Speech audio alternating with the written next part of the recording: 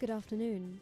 This is Dulia de Silva for Gold FM, bringing you your news in detail. The news headlines on Gold FM.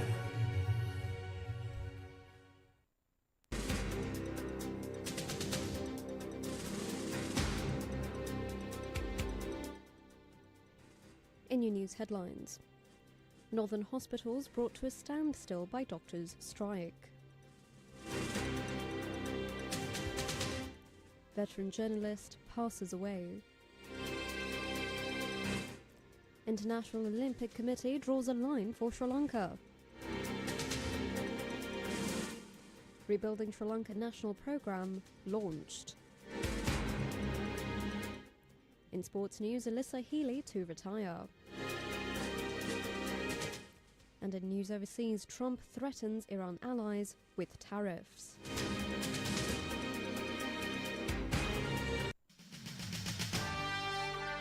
The top story on Gold FM.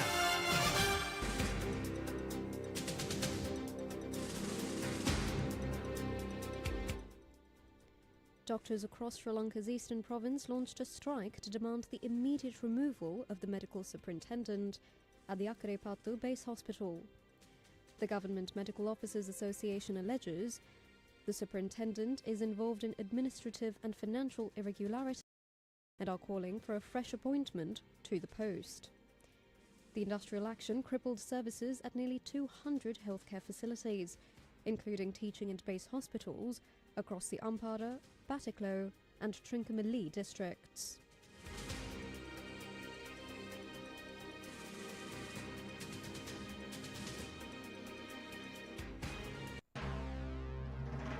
This is the local news on Gold FM.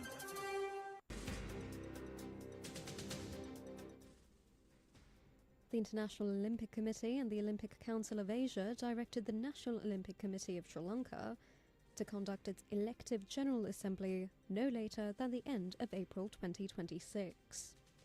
In a letter addressed to Surendran Subramaniam, the president of the NOCSL, the global bodies clarified that ongoing forensic audits into financial operations do not justify the indefinite delay of the quadrennial elections. The directive explicitly mandates that any official or member currently under investigation or sanction must refrain from all involvement in the committee. Such individuals remain ineligible to attend meetings or contest any positions in the upcoming polls to maintain ethical standards within the Olympic movement. While the international bodies continue to recognise Subramaniam and the current executive board for daily operations, they stressed that the forensic report must be completed and acted upon to restore the long-term credibility of the organisation.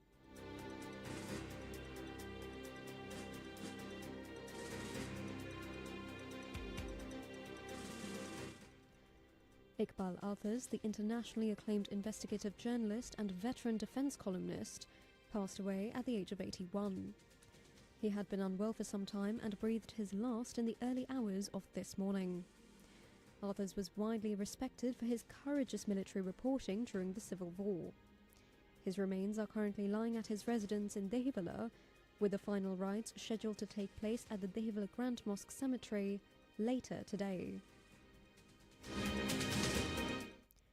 US Ambassador Julie Chung called on President Anurakumara Dissanayake yesterday to bid farewell ahead of her departure from Sri Lanka. The ambassador will conclude her 4-year tenure and return to the US on the 16th of January. Deputy Minister of Housing and Construction T.B. Sarath announced a major drive to restart abandoned high-rise and mixed development projects in the capital by the end of the first quarter. The initiative targets idle assets delayed by the previous economic instability and financial misappropriation. A newly appointed ministerial committee is currently reassessing cost structures and seeking new investors through public-private partnerships to ensure work on the remaining 5 major sites resumes by March. If your laptop or PC hits the 5-year mark today, you might feel like you're living on borrowed time. With a constant blue screen of death and hinges that suddenly give way, the pressure to upgrade to newer models is constant. But in Sri Lanka, where electronics prices have soared, buying new isn't always an option. Akif Anwar, a service lead in the industry, says the economic crisis in 2020 fundamentally changed consumer behaviour.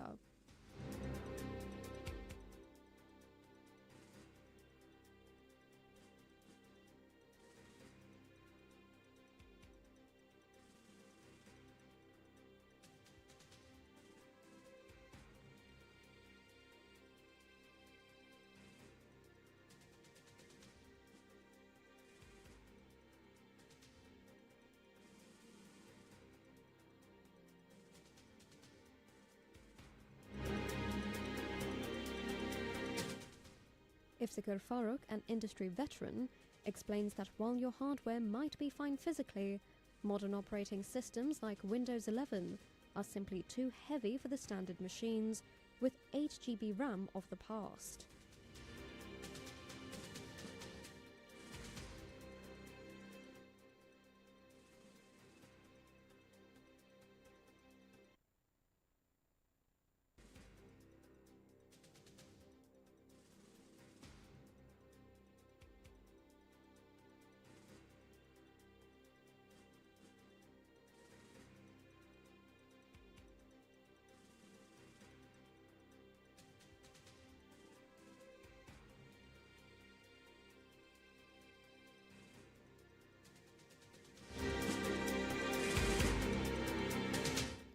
Iftikhar says a laptop often stops being a portable device and becomes a permanent fixture on your desk due to battery and hinge failure.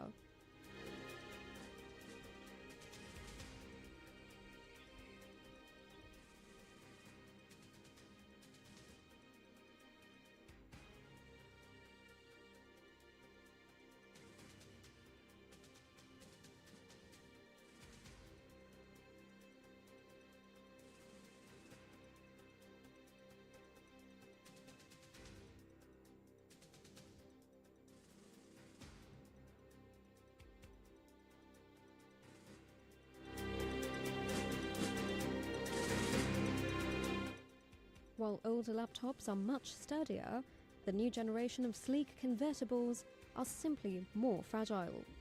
According to Akif, innovation comes at a cost.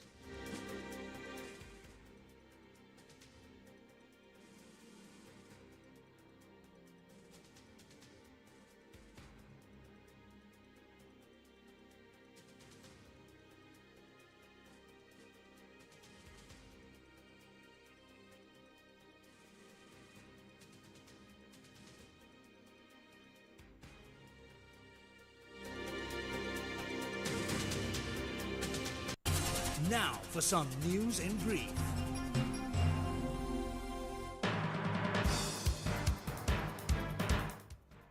The Rebuilding Sri Lanka National Initiative was launched today, with President Anurukumara Dissanayake affirming that the destruction caused by Cyclone Dithwa will not be used as an excuse to derail the government's development agenda.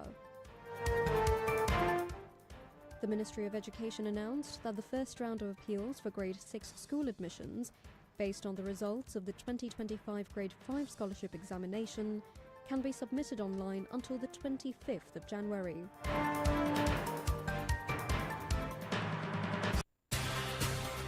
The business news on Gold FM.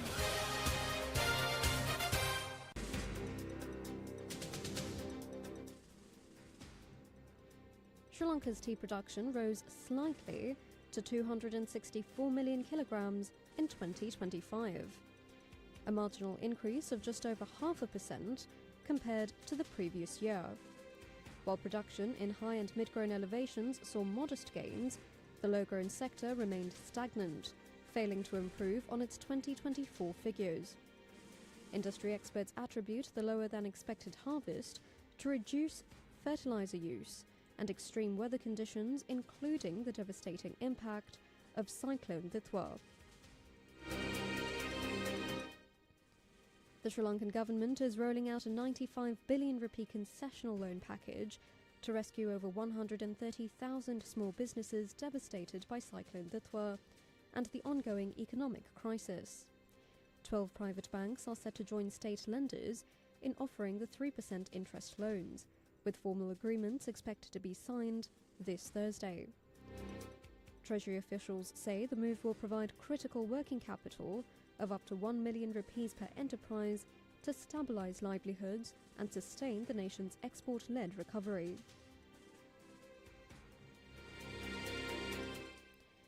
The Ceylon Motor Traders Association urged the government to scrap the 15% depreciation currently granted to used vehicle imports.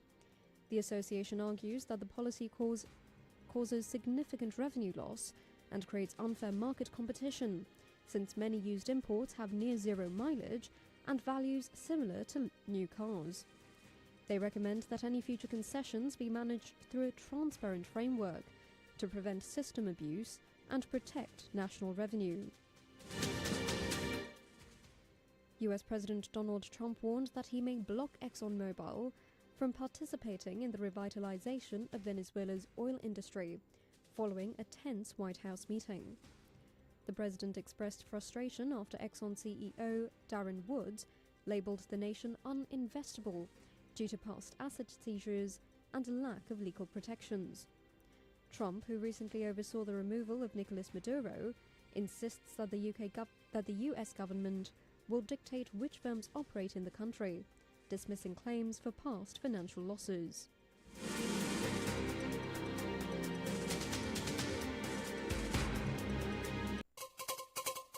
International news on Gold FM.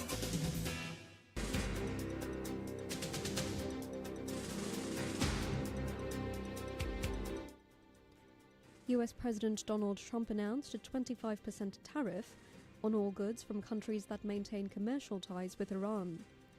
Trump said the measure was effective immediately, warning that any nation doing business with the Islamic Republic would pay a price on their trade with the United States. While the White House did not clarify the specific criteria for the order, the move is expected to hit Iran's major trading partners, including China, Iraq, and India. The escalation comes as anti-government protests in Iran enter their third week. The White House confirmed that military options, including airstrikes, remain on the table if the crackdown on protesters continues. Canada's Prime Minister Mark Carney departs for China today, where he will discuss trade and international security at a time when Canada faces uncertain relations with the US due to trade war and annexation threats from President Donald Trump. It is the first visit to Beijing by a Canadian Prime Minister since 2017 and could mark a critical shift in ties between the two countries as Canada seeks new trade and security partnerships.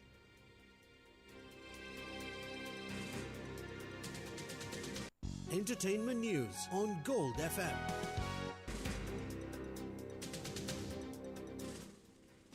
Longtime entertainment manager Barbara Lawrence passed away at the age of 82. Through her years as a talent manager in the entertainment industry, Lawrence was the longtime manager of Rue McClanahan from Golden Girls and Alan Rutchins from Dharma and Greg and LA Law. Lawrence was also an early manager for Chris Evans from The Avengers and Trailer Howard from The Monk, among others.